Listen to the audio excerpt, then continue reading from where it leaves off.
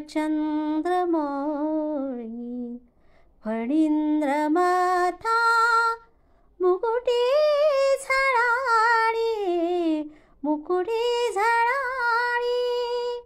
कारुण्य सिंधू भवदुःखहारी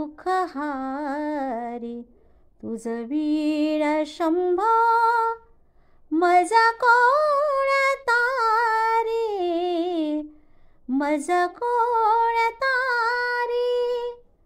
नमस्कार. कथामृत या चॅनलमध्ये आपणा सर्वांचं हार्दिक स्वागत. आणि श्रावण महिना सुरू आहे आणि आपण श्रावण सोमवार या विषयी आज बोलणार आहोत. माझ्या मते आपण यापूर्वीही ऐकलेली आहे 2 कहाण्या, पण आणखीन एक आम्ही कहाणी घेऊन येत आहे. तर नक्कीच या चॅनलला अजूनही सबस्क्राईब केलं नसेल तर नक्की सबस्क्राईब करा, लाईक शेअर करा आणि कमेंट्स बॉक्समध्ये कमेंट्स लिहायला विसरू नका. आता आपण ऐकणार आहोत कहाणी सोमवारची शिवामुठीची. आजपर्यंत आपण दोन्ही सोमवारी वेगळ्या वेगळ्या कथा ऐकल्यात आणि आज आपण ऐकणार आहोत ती शिवामुठीची कथा. आटपाट नगर होतं आणि तिथे एक राजा होता. राजाला 4 सुना होत्या. 3 आवडत्या होत्या, 1 नावडती होती. आवडत्या सुनांचा तो चांगला प्रतिपाळ करी.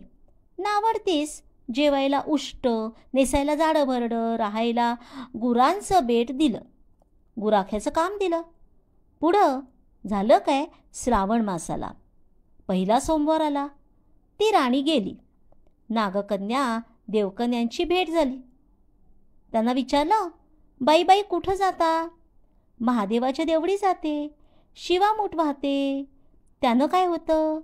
भ्रताराची भक्ती होते, इच्छित कार्य सिद्धीस जातं, मुलं बाळं होतात, नावडती माणसं आवडती होतात, वडील मनुष्यापासून सुखप्राप्ती होते.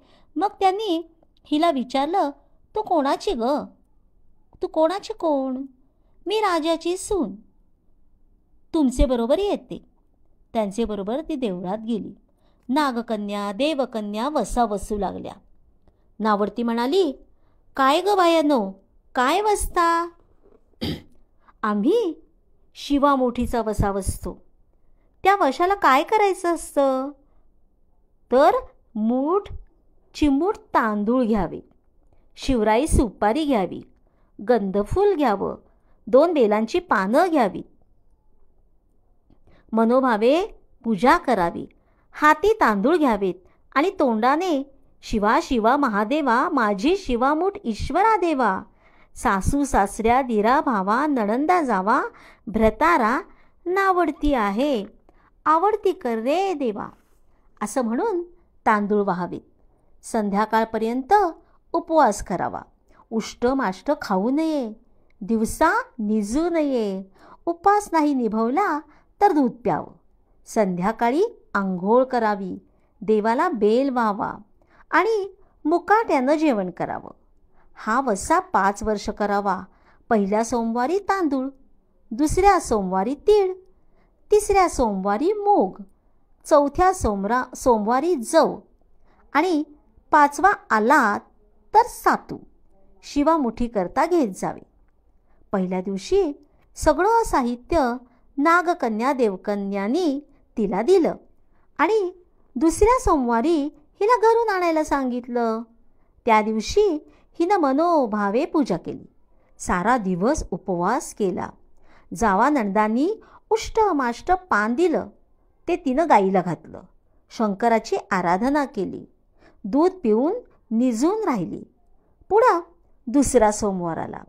नावडतीनं घरातून सर्व सामान मागून घेतलं. पुढं रानात नागकन्येबरोबर मनोभावे पूजा केली आणि शिवा शिवा महादेवा, माझी शिवामूठ ईश्वरा देवा, सासू सासऱ्या दिरा भावा, नणंदा जावा, भ्रतारा नावडती आहे ती आवडती कर रे देवा, असे म्हणून तीळ वाहिले. सारा दिवस उपवास केला. शंकराला बेल वाहिला. दूध पिऊन निजून राहिली. संध्याकाळी सासू सासऱ्यांनी विचारलं, तुझा देव कुठं आहे ग? नावडतीनं जवाब दिला, माझा देव फार लांब आहे, घाट कठीण आहे, काटेकुटे आहेत, साप आहे, वाघ आहेत, तिथं माझा देव आहे. पुढे तिसरा सोमवार आला. पूजेचं सामान घेतलं, देवाला जाऊ लागली. घरची माणसं मागं चालली. नावडते, तुझा देव दाखव म्हणू लागली. नावडतीला रोजचा सराव होता. तिला काहीच वाटलं नाही. त्यांना मात्र काटे कुटे पुष्कळ लागले. नावडतीची दया आली. आत्तापर्यंत रानात कशी येत असेल रे देवा, कोण जाणे. नावडतीला चिंता पडली. देवाची प्रार्थना केली. देवाला तिची करुणा आली.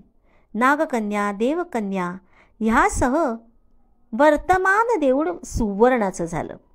रत्न जडिताचे खांब झाले. हंड्या झुरू लागल्या. स्वयंभू महादेवाची पिंडी झाली. सगळ्यांनी देवाचं दर्शन घेतलं. नावडती पूजा करू लागली. गंधफूल वाहू लागली.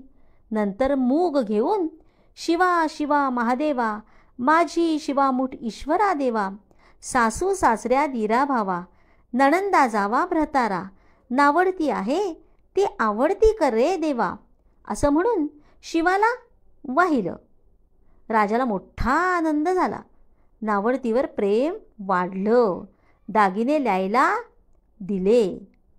खुंटीवर पागोटे ठेवून तळ पाहायला गेला. नावडतीची पूजा झाली. पूजा झाल्यावर सगळी माणसं बाहेर आली. इकडे देऊळ अदृश्य झालं.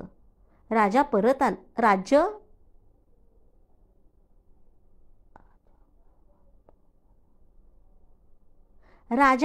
आला.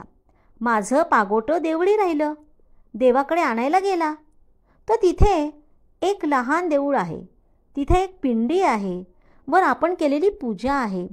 जवळ खुंट्यावर पागोटे आहे. तेव्हा त्याने सुनेला विचारलं, अगं हे असं कसं झालं? माझा गरीबाचा हाच देव. मी देवाची प्रार्थना केली, त्यानं तुम्हाला दर्शन दिलं. सुनेमुळे देव भेटला म्हणून तिला पालखीत घालून घरी आणली. नावडती होती ती आवडती झाली. जसा तिला शंकर प्रसन्न झाला तसा तुम्हा आम्हा होवो ही 60 उत्तराची कहाणी 5 उत्तरी सुफळ संपूर्ण.